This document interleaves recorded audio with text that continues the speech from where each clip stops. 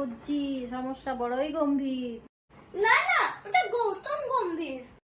কি ওষুধ দিলেন? আমার হিচকি তো থামছেই না।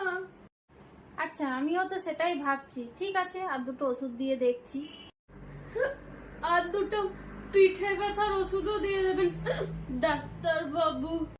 পিঠে আবার কি হলো? আসলে আমার বৌমা আমার পিঠে 8-10টা কিল মেরেছে।